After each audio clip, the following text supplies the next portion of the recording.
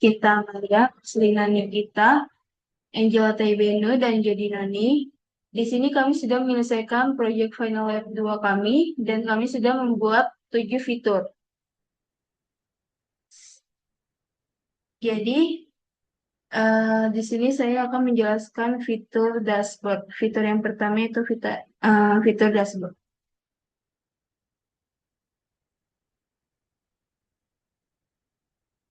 Jadi di sini kami sudah membuat kodenya. Jadi fitur dashboard ini tuh merupakan halaman utama yang ditampilkan setelah si user tuh login. Jadi si user kalau misalnya udah berhasil login, dia bakalan melihat tampilan halaman utama. Itu adalah dashboard. Jadi ini adalah pada yang sudah kami buat. Jadi mungkin kami langsung merun aja.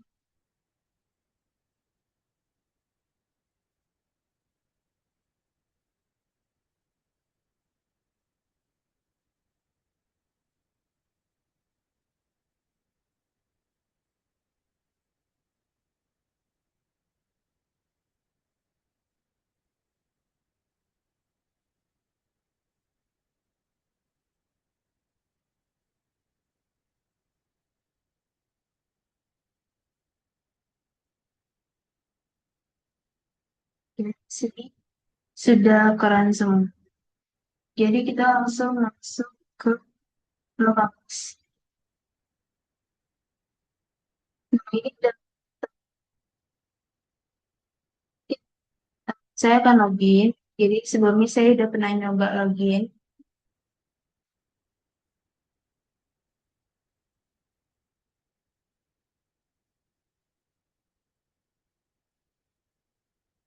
Di sini saya berhasil login. Jadi ini adalah tampilan utama atau dashboardnya. Selanjutnya mungkin saya akan menjelaskan tentang King's Password. Jadi eh, fitur ini tuh digunakan untuk user bisa mengganti passwordnya secara mandiri. Jadi contoh si user ini lupa sama passwordnya. Jadi si user ini bisa mengganti passwordnya sendiri di halaman login. Untuk pada halaman ini tuh Change Password tuh ada 3 input utama, yaitu password lama, password baru, dan konfirmasi password baru. Yang pertama saya akan nunjukin eh,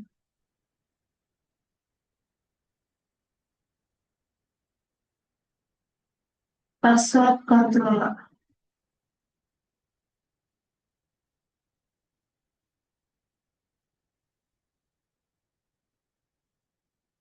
Password controller ini, di sini kami membuat add get mapping. Jadi di bagian ini tuh saya menggunakan prinsipal untuk mengecek apakah si user ini udah login atau belum. Jika si user sudah login, maka email tuh bakalan langsung diisi otomatis ke dalam form sehingga lebih praktis. Eh, Terus kalau untuk memproses input emailnya tuh kami menggunakan metode post mapping. Jadi di sistem ini tuh bakalan menerima email yang dimasukkan user, lalu menampilkan notifikasi bahwa si proses ini tuh berhasil dan mengarahkan si user ke tahap berikutnya yaitu reset password. Untuk menampilkan halaman reset password, kita menggunakan add get mapping / reset password. Jadi setelah email dikirim melalui parameter, lalu ditampilkan kembali agar sistem tahu kalau misalnya password eh, itu bakalan dirubah. Selanjutnya tuh yang paling penting yaitu proses update password. Kita menggunakan add post mapping / reset password. Di bagian ini tuh sistem melakukan validasi bahwa password tuh dan konfirmasi password tuh harus sama. Kalau misalnya nggak sama, maka di tampilan pesannya tuh bakalan error. Jika valid, maka sistem memanggil user service untuk memperbarui password di database. Di sini saya akan menampilkan user service.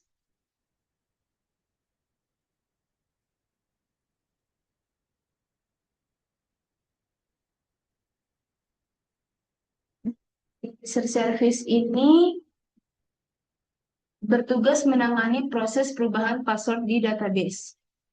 Jadi di bagian ini tuh kami membuat Bcrypt password encoder.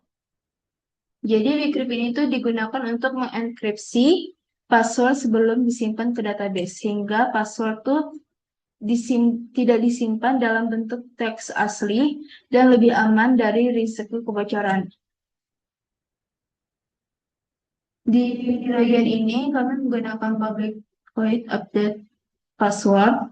Jadi di sini tuh sistem akan mencari user berdasarkan email yang diinput menggunakan user repository. Kalau misalnya dilakukan pengecek, jika user data ditemukan, maka sistem akan mengambil data user tersebut. Kita menggunakan ini.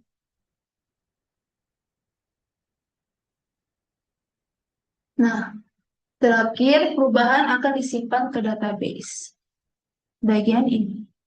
Kalau misalnya email nggak ditemukan, maka sistem tuh bakal ngelempar error dan memberi pesan seperti ini. Email tidak terdaftar dalam sistem.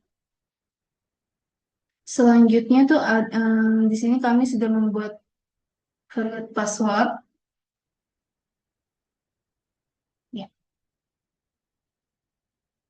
Nah, di sini kita udah membuat hmm, judul halamannya supaya si user tuh tahu dia tuh ada di halaman mana. Jadi di sini kita membuat judulnya pemulihan akun. Selanjutnya di bagian ini hanya akan memunculkan jika proses pengecekan email itu berhasil. User kemudian bisa langsung klik link untuk menuju halaman reset password.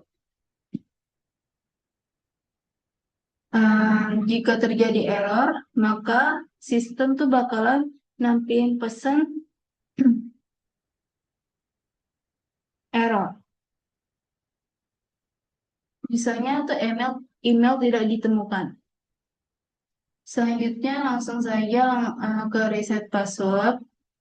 Di sini kami udah buat judulnya juga supaya si user tahu kalau misalnya dia lagi di halaman untuk mengganti sandi. Kalau misalnya ada kesalahan, misalnya password tidak cocok, maka akan ditampilkan pesan error, pesan error.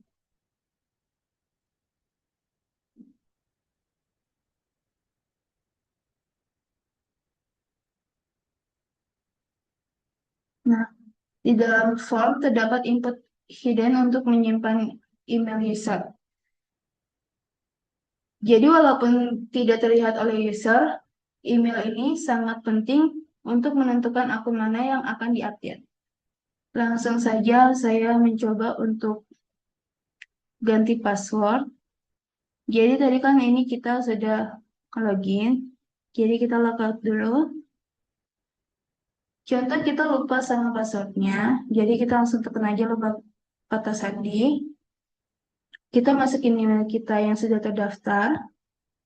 Lalu kita cek email. Jadi kalau misalnya ada ditemukan, ini ada link di sini untuk ngereset password kita. Di sini kita langsung ganti aja. Contoh password kita tuh nggak sama sama konfirmasi sandi baru. Di sini ada eh, konfirmasi password tidak cocok. Di sini kita langsung ganti aja. Contohnya,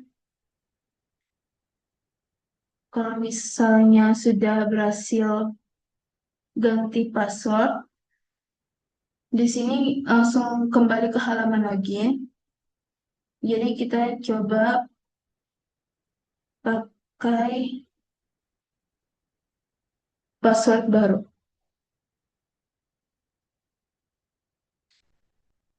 Dan kita sudah berada di dashboard. Mungkin sekian dari eh, penjelasan saya, dilanjutkan oleh teman saya.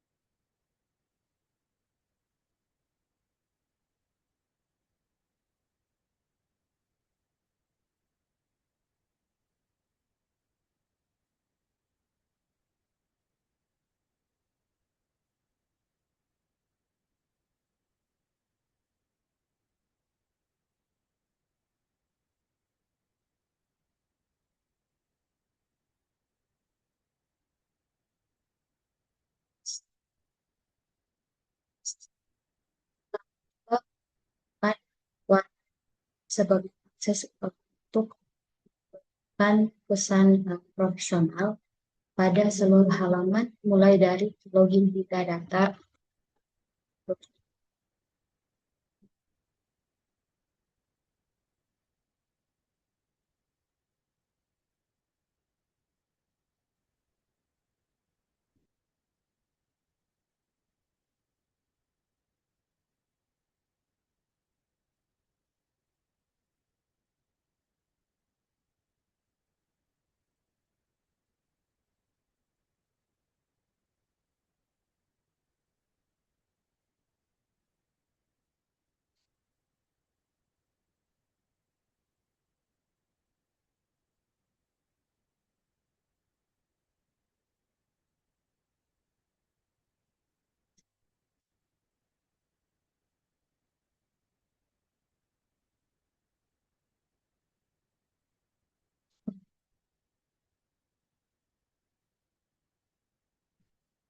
Apa sih?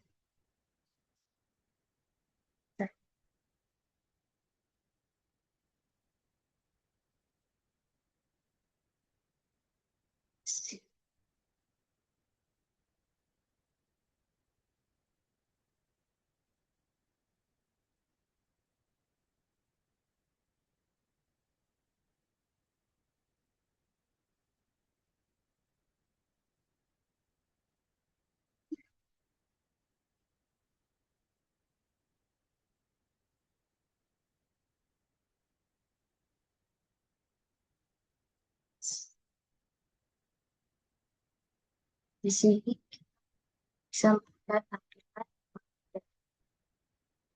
Di sini kami juga pastikan supaya navigasi itu tetap profesional dan dashboard ini agar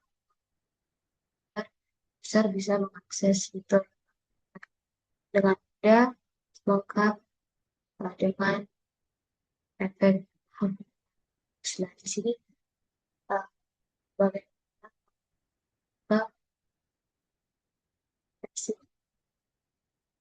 dia tampilannya seperti itu. Kita lanjut ke fitur yang saya buat, yaitu fitur user profile. Nah, di user profile ini kita bisa lihat ada menu user, ada lihat profile, ada profile. Nah, kita coba dari edit profile. Tapi sebelum itu, saya akan menjelaskan kodenya.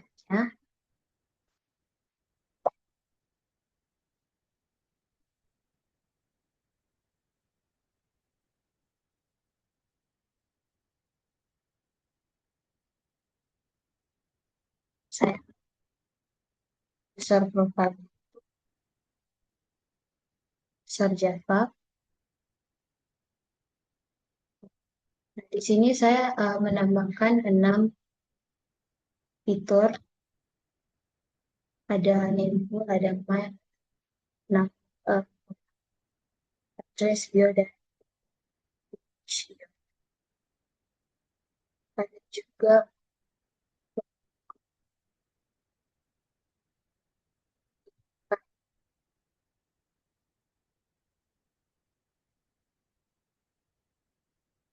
metode view profile, tugas untuk mengambil data user yang sedang aktif lewat objek prinsipal untuk ditampilkan dalam halaman profil itu tersebut.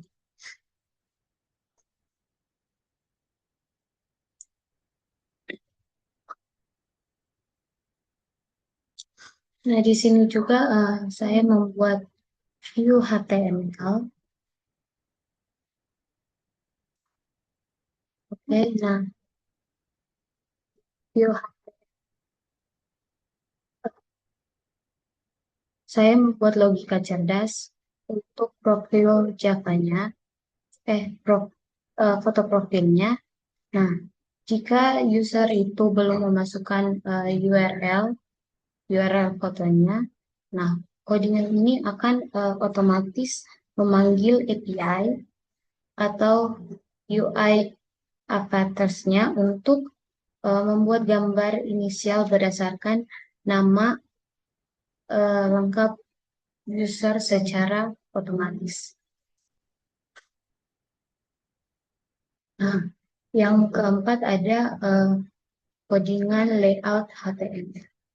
Nah, di layout HTML ini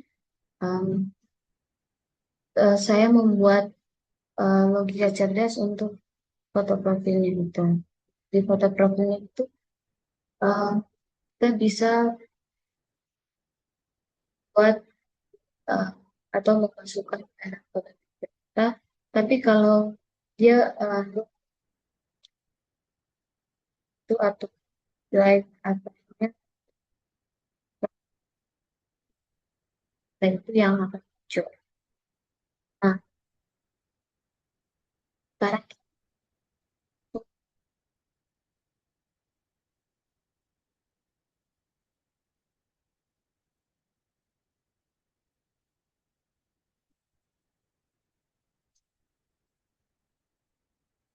sudah ada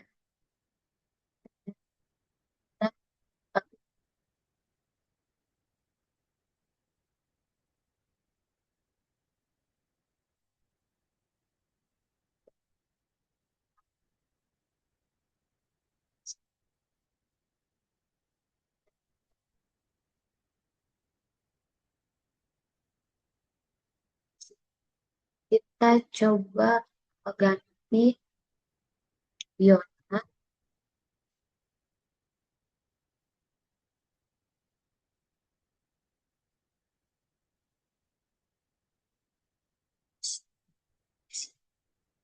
Kita coba ganti foto profil.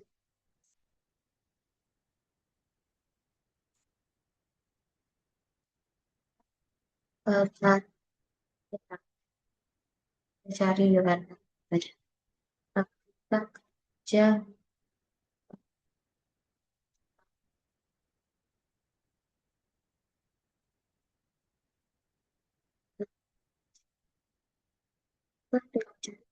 yang kita coba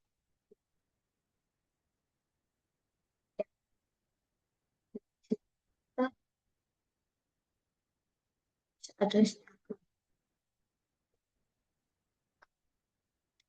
dia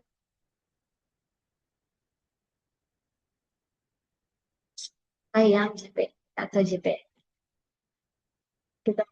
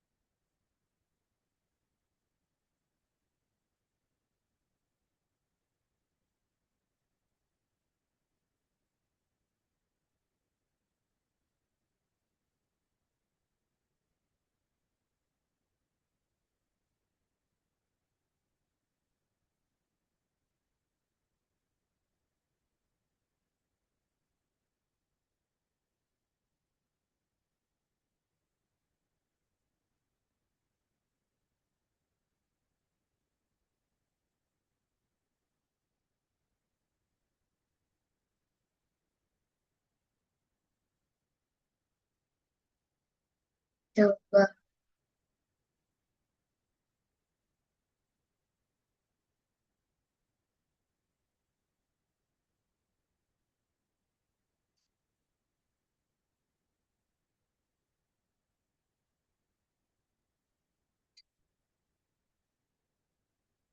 tersimpan JPNG atau JPG. Kalau kita masukkan link yang bukan JPNG atau JPG, dia nggak bakal munculkan foto yang kita cari karena uh, memang harus pakai JPNG atau JPG. Oke, kita coba simpan perubahan. Nah, dia langsung muncul ke foto profil kita. Nah, di sini dia udah keganti foto profilnya dengan foto URL yang kita cari. Nah, di sini juga biodatanya itu udah keubah. Kita bisa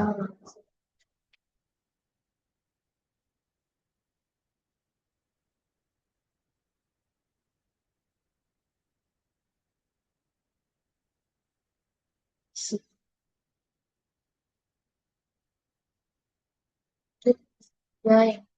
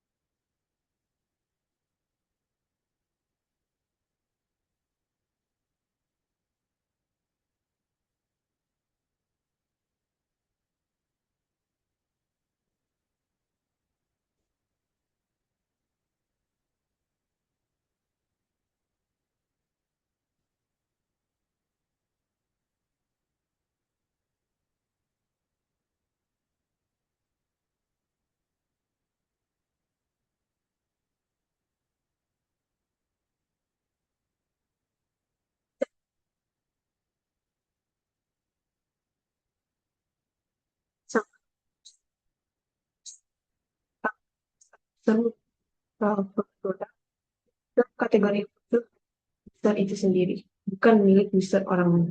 Lalu selanjutnya ada kategori service. Nah,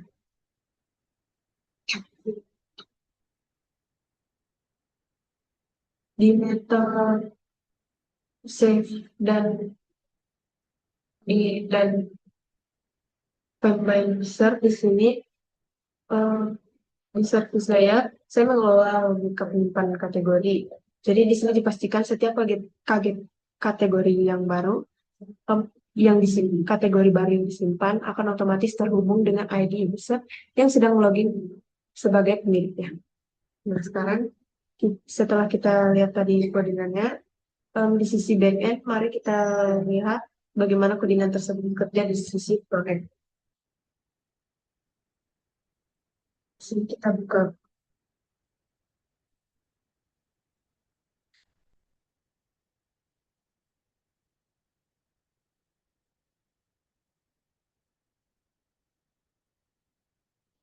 kita buka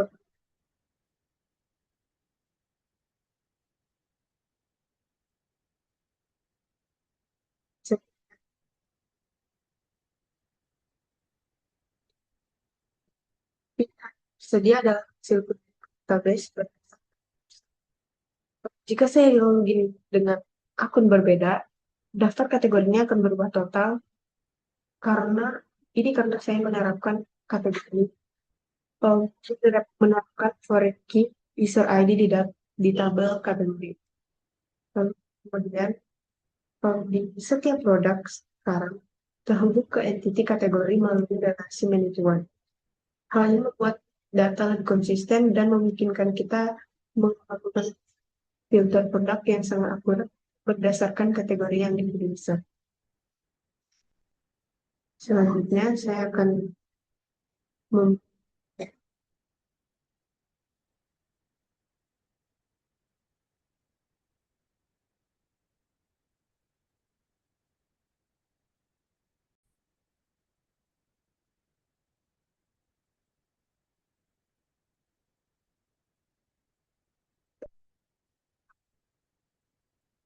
type search engine. Jadi fitur ini memungkinkan user untuk mencari produk berdasarkan nama secara spesifik atau memfilternya berdasarkan kategori tertentu. Yang pertama kita lihat di repository, di produk repository. Nah, di sini ada sini di repository saya menggunakan native query yang cukup kompleks. Query ini menangani 3 kondisi sekaligus secara dinamis. Pertama, filter berdasarkan owner ID, agar user hanya melihat barang. Kedua, filter kata kunci nama produk. Dan ketiga, filter berdasarkan kategori. Lalu kemudian di sini bagian ini berfungsi untuk pencarian nama.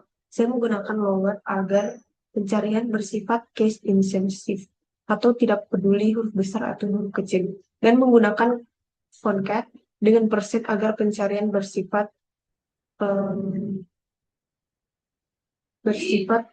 partial match. Yang kemudian ada product service. Page.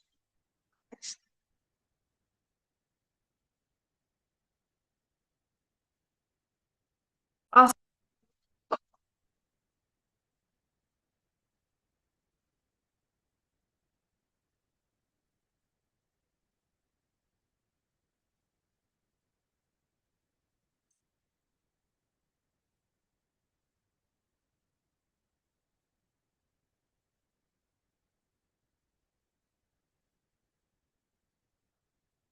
sikat. Sini kali sikat terus search engine search. Fitur ini memungkinkan user untuk mencari produk berdasarkan nama secara spesifik atau memfilternya berdasarkan kategori tertentu. Kita lihat di sini di produk repository. Nah, di sini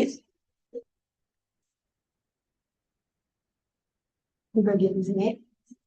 Jadi ini tuh di layer repository kami menggunakan native query yang cukup kompleks. Di query ini menangani 3 kondisi sekaligus secara dinamis. Yang pertama di sini ada owner ID, yang di sini agar user hanya melihat barang miliknya. Lalu kemudian di sini ada filter kategori nama produk, dan ketiga filter berdasarkan kategori.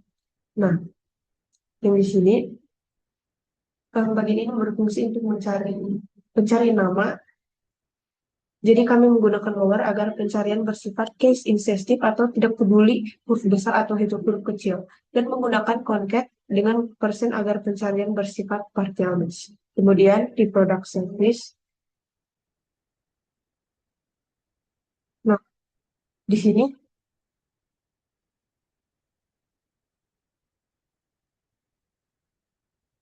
eh,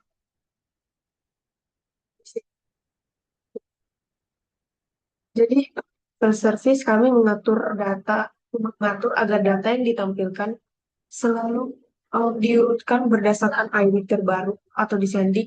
Dan di sini kami juga menghubungkan parameter pencarian dari controller ke repository. Kemudian kita buka produk controller.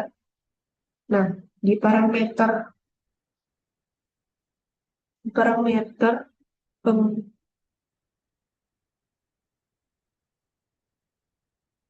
bentar.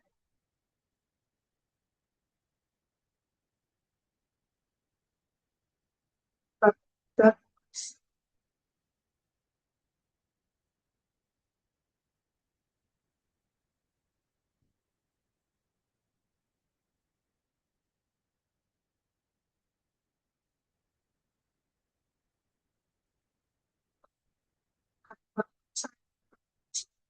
search dan kategori dari user app.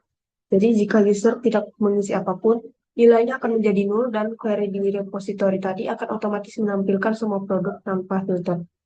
Lalu kemudian di model atribut di situ eh, yang kategoris. Nah, di sini kami juga memastikan drop-down kategori di halaman produk hanya menampilkan kategori yang dibuat oleh user tersebut, menjaga konsistensi fitur penjelasan. Lalu kemudian kita pindah ke HTML di HTML di form.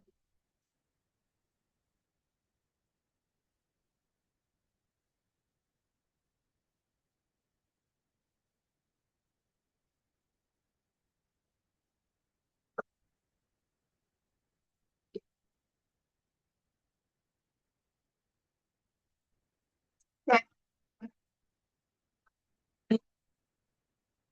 kami menggunakan form get. Keuntungannya adalah user bisa melihat parameter pencariannya di URL, sehingga navigasi antar halaman tetap bisa mempertahankan hasil filter yang sudah dipilih. Namun lalu kemudian di bagian TH di products empty state, di situ kami juga menambahkan kondisi empty state. Jika hasil pencarian tidak ditemukan, sistem akan menampilkan pesan auto informatif kepada user daripada hanya menampilkan tabel kosong.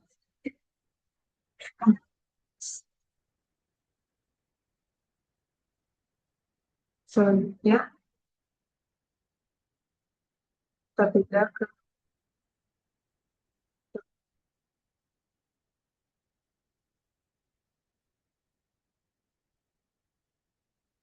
bisa di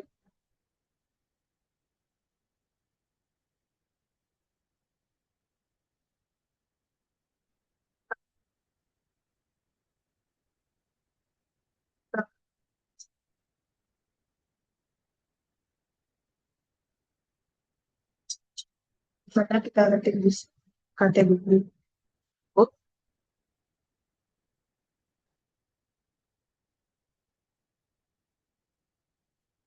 Misalnya kita searching di produk jika ada, kalau kategorinya di sini udah bisa terlihat, dan misalnya